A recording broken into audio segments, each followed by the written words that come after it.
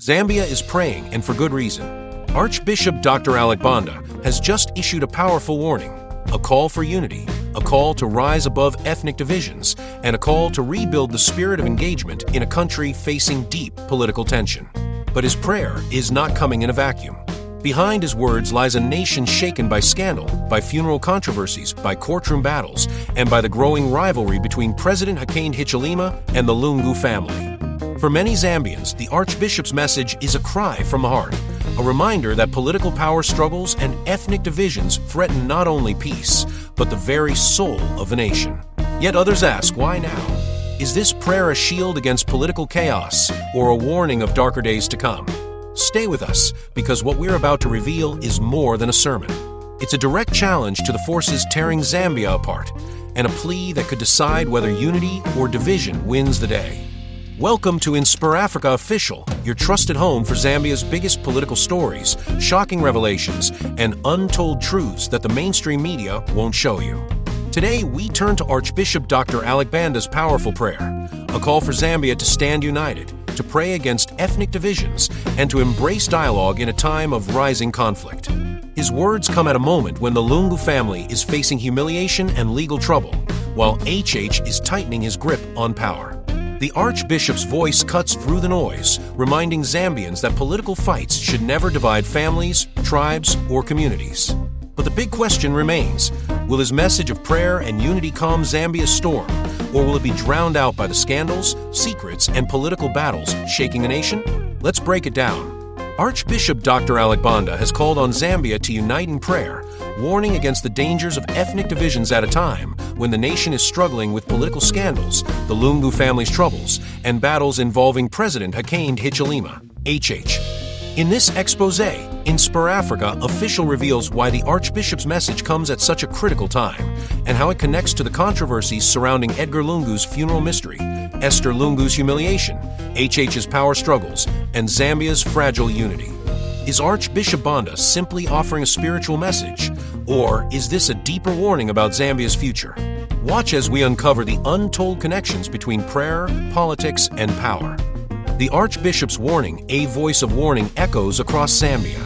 Archbishop Alick Banda, one of the nation's most respected church leaders, has spoken, and his words are shaking the ground.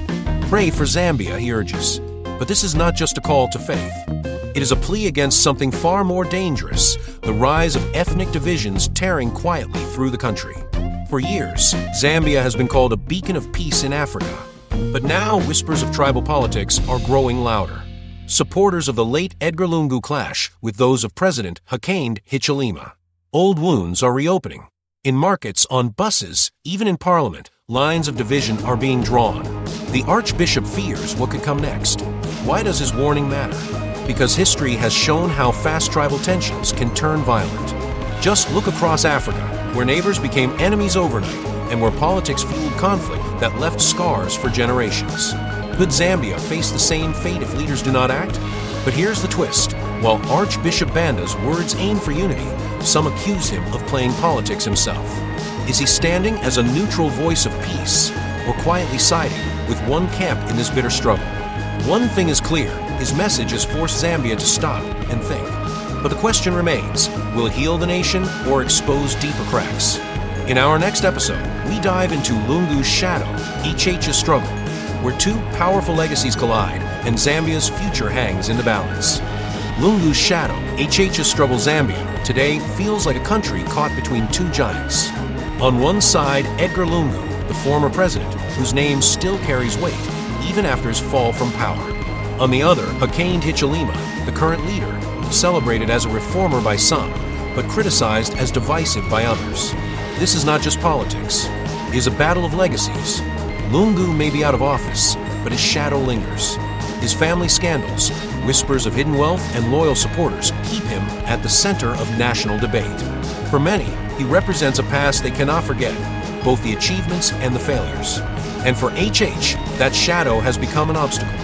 Every policy, every speech, every reform is measured against the memory of his rival. But here's the question. Is HH building his own vision, or is he still fighting ghosts from yesterday? Supporters believe he is charting a new course, cleaning up corruption, opening Zambia to global investment. Critics argue he spends too much time targeting the Lungu family, keeping old battles alive while new problems grow. And in the middle stands the Zambian people, waiting, watching, wondering. Will these two legacies ever stop colliding long enough for the nation to move forward? Or is Zambia trapped in a cycle where the past always dictates the present? The tension is far from over, because behind the political theater lies something even more explosive. In our next episode, Whispers of Scandal, we uncover the hidden deals, secret accounts, and shocking accusations that could shake Zambia's power circles to their core. Whispers of scandal in the corridors of power. Silence is rarely innocent.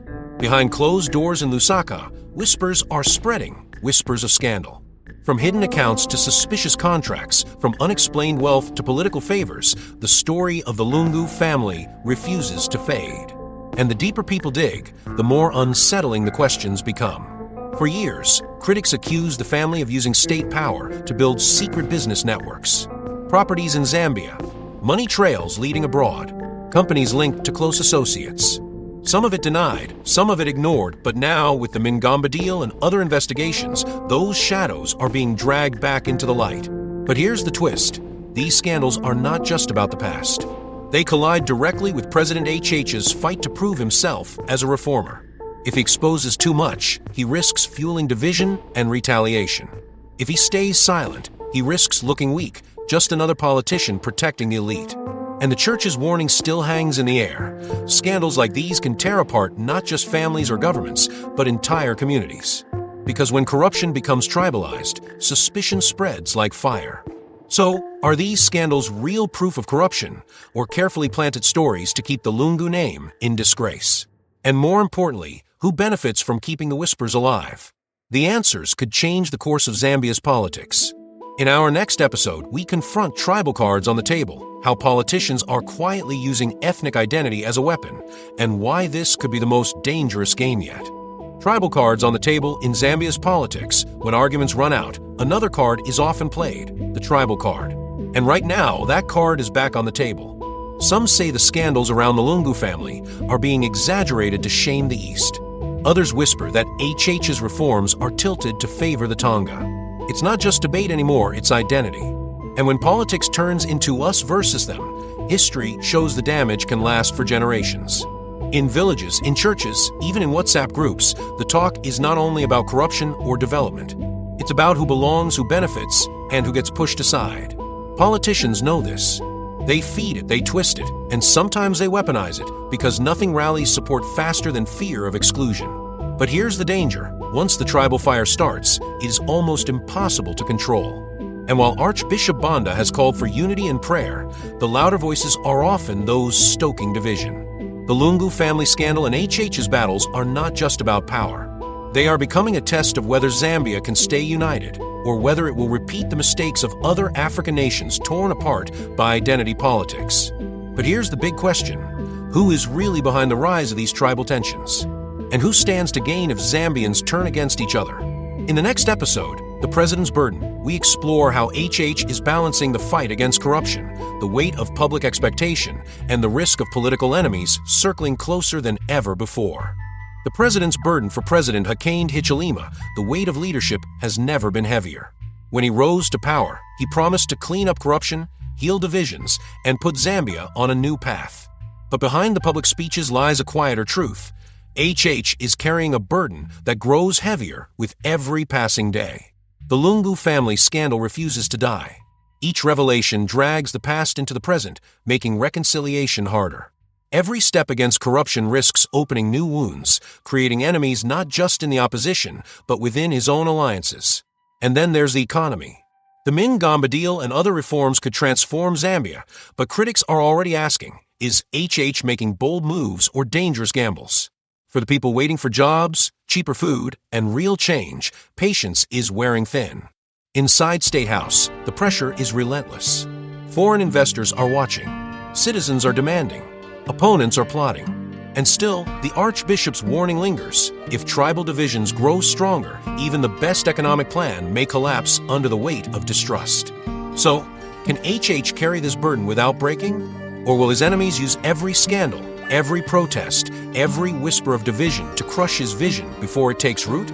The answer may depend not only on HH's choices, but on how ordinary Zambians respond in this critical moment. In our next episode, The Hidden Hand, we uncover the outside forces, from foreign interests to secret power brokers, that are quietly shaping Zambia's future, often without the people even knowing. The hidden hand every great political drama has players the public never sees.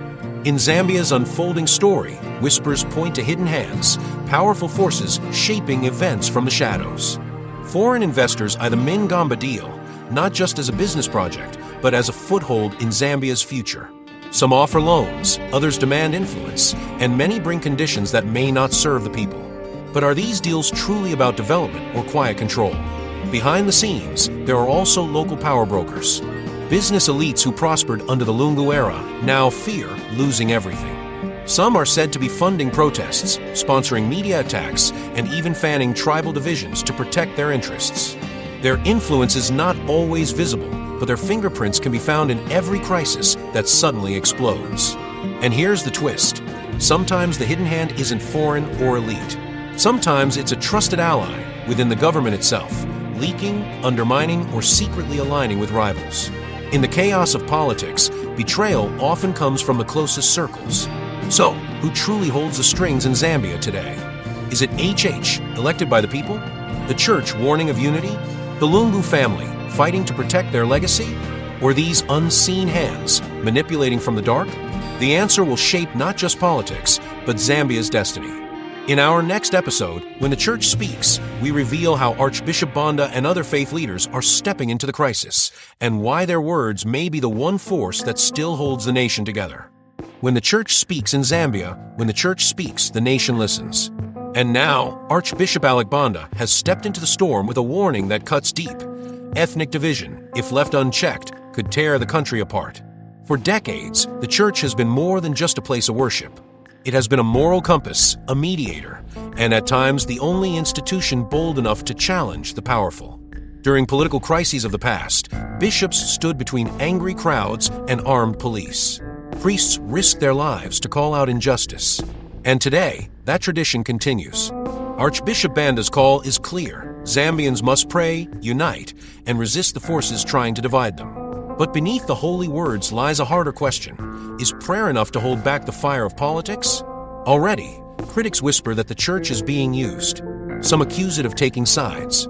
Others fear its voice is being ignored in the noise of scandals, protests, and power struggles.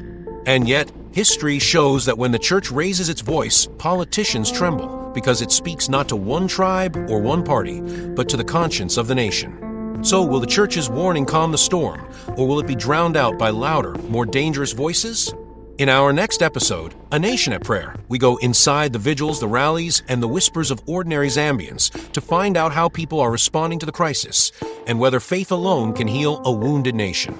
A nation at prayer in times of crisis, when politics feels broken and leaders seem distant, the people often turn to one place: prayer.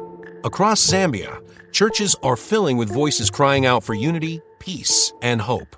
From candlelit vigils in Lusaka to village gatherings in Eastern Province, Zambians are kneeling together, asking for divine strength to guide the nation through its darkest hour. But behind the hymns and prayers lies something deeper: fear. Fear that the scandals around the Lungu family could spiral into chaos. Fear that tribal divisions might harden into open hostility. Fear that the burden on President HH is greater than one man can bear. And yet, in that fear, there's also resilience. Ordinary citizens are showing that unity is not just a politician's slogan, it is a lived reality. A Bemba woman and a Tonga man praying side by side. A youth group fasting not for their party, but for their country. These small acts of faith are powerful reminders that Zambia's identity is stronger than its divisions. Still, questions remain. Can prayer alone change the course of politics? Or does the nation need more than faith, a reckoning with truth, justice, and accountability? The story is not finished. Because as Zambia prays, the players in power continue to scheme, negotiate, and clash. The next chapter may not be written in churches, but in courtrooms, boardrooms, and rallies. The world is watching, and Zambia's future now depends on whether faith can truly stand against fear.